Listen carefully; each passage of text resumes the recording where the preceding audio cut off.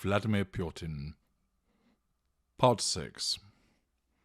We continue our exploration of Vladimir Putin to understand what he is, to understand his behaviors and what they denote. Please ensure you like this video, that you share them, and ensure other people are directed to them to aid their understanding and analysis of famous individuals. We now turn to the particular mindset effect and its impact upon Vladimir Putin with regard to the fall of the former Soviet Union. During the Cold War, the Soviet Union stood for nearly half a century as one of the two loads of global power. When it dissolved in 1991, Russia found itself losing relevance. Russian President Vladimir Putin was a young KGB officer during this era, and the events of that time influenced many of the moves that he made in the early years of his administration, with the goal of regaining the importance in the world the Soviet Union used to hold and restoring Russian pride. Pride, of course, is a narcissistic trait, but it doesn't mean that somebody's a narcissist just because they're pride. Pride can be used in a healthy way. For instance, you probably exercise, so you maintain a balanced weight so that you look good. But you don't necessarily go down the gym to the exclusion of your commitments to work and family. That means that your empathic traits keep your narcissistic trait of pride in check.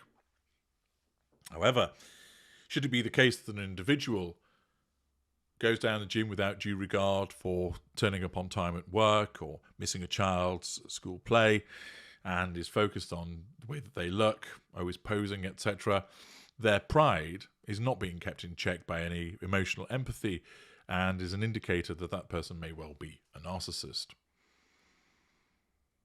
What is interesting, of course, is that in the situation of Vladimir Putin, we are seeing a link between him and Russia. Naturally, he is the president of that country, and therefore he will see in his world that he embodies the virtues of what Russia is, and also that he will stamp on Russia the mark of Vladimir Putin. The transition after the Soviet collapse proved brutal for most of Russia's population, and while Putin rose swiftly in the political ranks in its aftermath, he did have his own personal problems associated with the fall. As a 37-year-old KGB lieutenant colonel stationed in the East German city of Dresden, Putin watched nervously as angry crowds stormed the city's huge Stasi compound in December 1989, just a few weeks after the fall of the Berlin Wall signalled the end of Soviet control in Europe. Overrunning the offices of the East German secret police, the crowds moved on to its inner sanctum, the KGB headquarters. Putin called for armed backup to protect the employees and the sensitive files hidden inside, but was told no help would come. "Moscow is silent," said the voice on the line. He had no choice but to go outside and lie to the crowds that he had heavily armed men waiting inside who would shoot anyone who tried to enter. Bluff, manipulation, assertion of control. The bluff worked, the mob dissipated, and the KGB's files on informers and agents remained safe. Putin felt he was watching one of the largest and most powerful empires the world has ever seen unravel in the most pathetic and humiliating way. "I had the feeling that the country was no more," he recalled later in a series of interviews published in 2000. It had disappeared. He seemed to mourn not the human cost or material tribulations, absence of emotional empathy, but the national humiliation of a powerful state simply imploding. It appeared that he cared more about how the Soviet Union looked and how its implosion made him look as to the ramifications on human cost. Magical thinking, association between him and the Soviet Union. He later claimed to have had a sense for some time that the collapse of Soviet power in Europe was inevitable. But I wanted something different to rise in its place, and nothing different was proposed. That's what hurt. They just dropped everything and went away. Threat to control. Putin has publicly called the Soviet fall the greatest geopolitical catastrophe of the 20th century and the death of historical Russia, and that he would reverse it if he had a chance to alter modern Russian history. The fall of the Soviet Union, therefore, weighs heavily upon him. Why? He identifies closely with the idea of the Soviet Union, its ideology, but also the way that it exhibited totalitarian control over its own citizens and those of its satellite client states. This is commensurate with the mindset of an individual that needs to assert control, that people, countries, are there to serve the purposes of the individual, the greater glorification of the Soviet Union. During the 1990s, Putin rose from a mid-ranking cog on the periphery of the KGB to become the deputy mayor of St. Petersburg, and then in 1996 was called to Moscow to work for President Yeltsin's Kremlin. He saw close up how weak the new Russia had become. In 1998, when Bill Clinton called Yeltsin to tell him the United States was considering airstrikes in Serbia, Yeltsin was furious. He screamed at Clinton that this was unacceptable, and then hung up. The bombing raids went ahead anyway. Putin was determined that this would not continue, and it was immediately clear that his style was going to be very different to that of Yeltsin. When Bill Clinton's point man on Russia, Strobe Talbot, first met Putin during the late 1990s, the American official found his style completely different from the histrionics or lecturing that he was used to from Yeltsin and other Russian officials. Talbot was struck by Putin's ability to convey self-control and confidence in a low-key, soft-spoken manner, suggests high threshold on ignited fury, suggests an inability to, a lack of need to rely upon the explosion of heated fury. And the future president also used a number of tricks from his KGB background to show that he was in control, making sure to name-drop poets Talbot had studied at university to show he had read Talbot's file. Triangulation, possible calculation, assertion of control. I could imagine him debriefing a captured spy who'd already been softened up by the rougher types, Talbot recalled in his memoirs. This recollection and revelation is interesting because, as we know, we have seen evidence of a thuggishness associated with Putin, but also is there a more stylized, a slightly more finessed aspect to him, and that would move him away from suggestions that he might be amongst the lessers in terms of a brutal and rudimentary method of assertion of control, and that there is, in effect, an iron fist in a velvet glove. A few days before he became president in late 1999, Putin wrote in an article in the Russian newspaper Nezveznyaya Gazeta outlining his task as he saw it. For the first time in the past 200 to 300 years, Russia faces the real danger that it could be relegated to the second or even the third tier of global powers, Putin warned. He called on Russians to unite to make sure that the country remained what he called a first-tier nation. Grandiosity. To achieve this, Putin turned to history. Russia's recent past had been contradictory, painful, and bloody, but Putin was determined that Russians should take pride in their history. Victory in World War II, still known in Russia as the Great Patriotic War, became a kind of national founding myth for the new Russia, character trait acquisition. Through you, we got used to being winners. Competitiveness, Putin told veterans on his first victory day, 2 days after his inauguration in 2000. With each year, the victory narrative became more pronounced, questioning the darker side of the Soviet war narrative, such as the deportation of 2 million Soviet citizens during the war, or the ruthless tactics of the Stalin regime on the eve of conflict, became ever more taboo. Putin was determined that Russians should not be made to feel guilty for their past. It is clear that Putin regards himself as Russia and Russia is him, but it goes beyond that. There is a hankering and a desire to return to the glory of the Soviet Union. That the demise of the Soviet Union was a huge threat to control of Putin, and it's something that in fact has become very much wedged in his psyche, that he wants to return to it.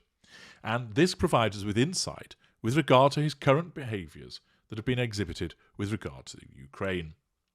He talked about the fact that Ukraine isn't a proper country. Denial, denigration, invalidation.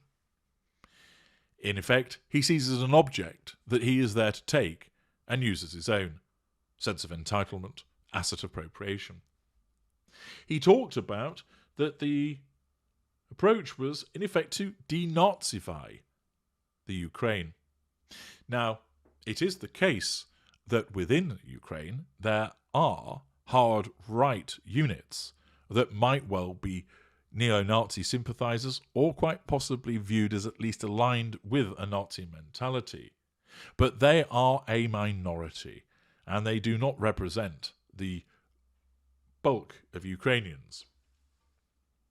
Their existence, of course, provides an opportunity for Putin to talk about this denazification as if the entire country is riddled with some kind of disease that needs him, as the magical liberator, to come riding in and to free Ukraine from this disease. This is a rewriting of the narrative and a revision of history. Note also that he did not talk about how the Ukraine would be occupied, that it wasn't an occupation.